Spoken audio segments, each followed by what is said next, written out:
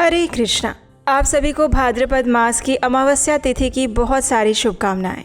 आज की अमावस्या को दर्श अमावस्या और पिठोरी अमावस्या के नाम से भी जानते हैं। प्रत्येक मास में आने वाली अमावस्या और पूर्णिमा तिथि अत्यंत विशेष होती हैं और इस तिथि में अधिक से अधिक भगवान श्री हरि का पूजन, जप, दान, स्वाध्याय इत्यादि करना चाहिए। और ये विशेष चातुर्मास चल रहा है जिसमें भाद्रपद मास वैसे भी अत्यंत विशेष माना गया है। तो चलिए ऐसे मंगलमय सुअवसर पर आज हम अमावस्या की कथा का श्रवण करते हैं। आइए आज की कथा आरंभ करते हैं।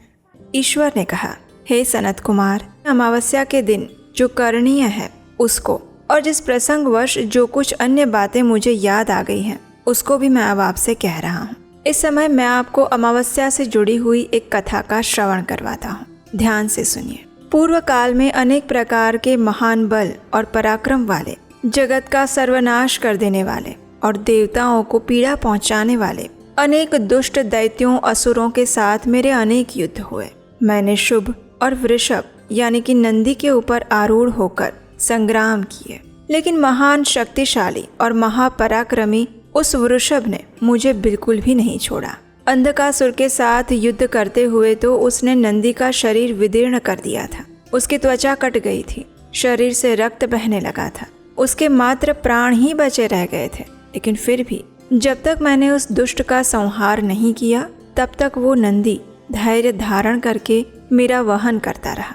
उसकी इस दशा को मैंने जान लिया था, इसलिए तुरंत ही उस अंधक का वध करने के बाद मैंने प्रसन्न होकर नंदी से कहा, हे सुव्रत, मैं तुम्हारे इस कृत्य से प्रसन्न हूँ।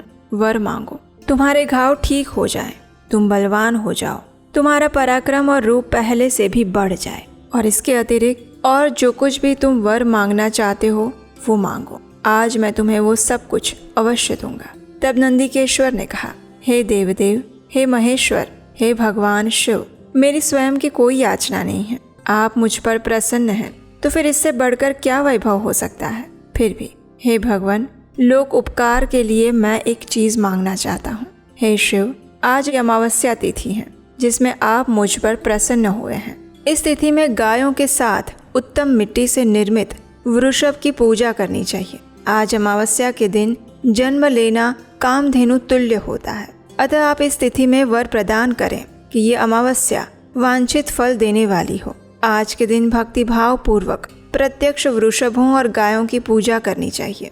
गेरू आदि धातुओं से प्रयत्न पूर्वक उन्हें भूषित करना चाहिए। उनकी सींगों पर सोना, चांदी आदि के पत्र मढ़े जाएं और रेशम के बड़े बड़े गुच्छों को भी सींग पर बांधे जाएं। अनेक प्रकार के वर्णों से चित्रित सुंदर वस्त्र से उनकी पीठ को ढक दी जाए और गले में मनोहर शब्द करने वाला घंटा बांध दिया जाए। सूर्योदय से लगभग 4 घड़ी बीतने पर गायों को ग्राम से बाहर ले जाकर पुनः सायं वेला में ग्राम में प्रवेश कराएं। आहार के रूप में सरसों, तिल की खली आदि और अनेक प्रकार के अन्न इस दिन अर्पित किए जाएं। जो भी मनुष्य इस प्रकार इस दिन करता है उसका गौधन सदैव बढ़ता रहता है। जिस घर में गायें ना हो वो श्मशान के समान होता है। पंचामृत और पंचगव्य दूध के बिना नहीं बनते हैं। गोमय, गोबर से लेपन किए बिना घर अति पवित्र नहीं होता। हे सुरोत्तम, जहाँ गौमूत्र से छिड़काव नहीं होता वहाँ चींटी आदि जंतुओं का उपद्रव विद्यमान रहता है। हे महादेव, दूध के बिना भोजन का रस ही क्या। हे प्रभु, यदि आप मेरे ऊपर प्रसन्न हैं तो इन वरों को और अन्य भी वरों को मुझे प्रदान कीजिए। जब नंदी ने इस प्रकार कहा तो उसका ये वचन सुनकर मैं अत्यंत प्रसन्न हुआ। मैंने कहा, हे वृषभ श्रेष्ठ, जो तुमने मांगा है वो सब कुछ अवश्य होगा। हे नंदिन, इस दिन का जो अन्य नाम होगा उसे भी सुनो। जो वृषभ किसी के द्वारा कहीं भी किसी भी कार्य में प्रयुक्त नहीं किया जाता और तृण खाता हुआ और जल पीता हुआ जो वृषभ शांति पूर्वक विचरण करता है और महान वीर तथा बलवान होता है उसे पोल कहा जाता है। इसलिए हे नंदिन, उसी के नाम से ये दिन पोला इस नाम वाला होगा। उस दिन अपने इष्ट बंधुजनों के साथ महान उत्सव करना चाहिए। हे वत्स, मैंने उस दिन ये श्रेष्ठ वर प्रदान किए थे, अतः लोगों के द्वारा इस श्रेष्ठ दिन को पोला नाम वाला भी कहा गया है। इस दिन सभी कामनाओं को पूर्ण करने वाला वृषभों का महान उत्सव करना चाहिए। इसके बाद अब मैं इसी तिथि में किए जाने वाले कुश ग्रहण का वर्णन करूंगा। अमावस्या के दिन पवित्र होकर कुशों को उखाड़ लाएं।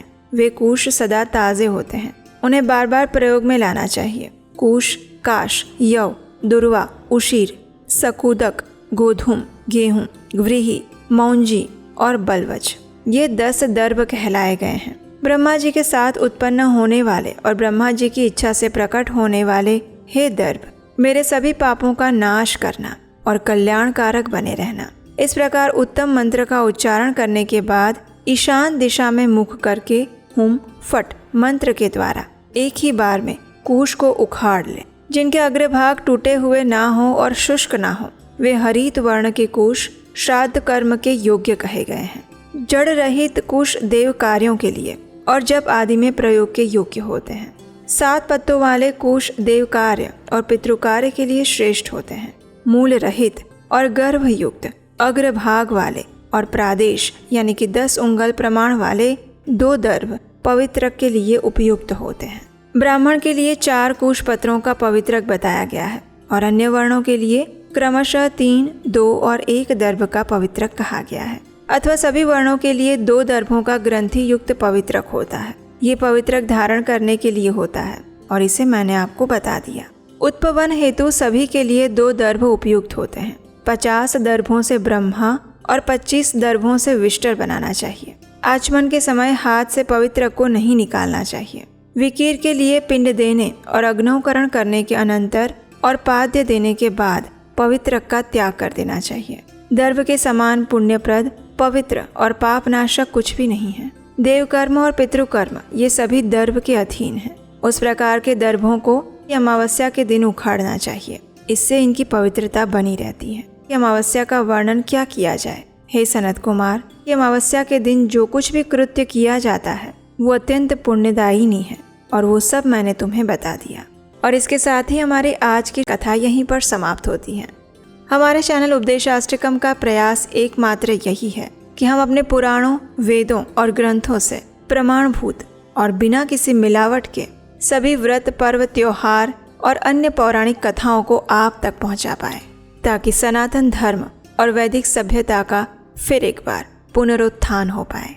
इसी उद्देश्य के साथ हम ये सेवा करने का प्रयास करते हैं। अगर आपको हमारा ये प्रयास सराहनीय लगता है और अगर आपको लगता है कि हमारे द्वारा दिया जाने वाला ज्ञान, जानकारी और कथाएं वास्तव में प्रामाणिक है और जो समाज में परिवर्तन और नव चेतना ला सकती हैं, तो आप इस कार्य को आगे बढ़ाने में हमारा आर्थिक सहयोग भी कर सकते हैं। स्क्रीन पर दिए गए नंबर पर आप हमें अपनी क्षमता अनुसार इस वैदिक कार्य को आगे बढ़ाने के लिए अपना आर्थिक सहयोग भेज सकते हैं।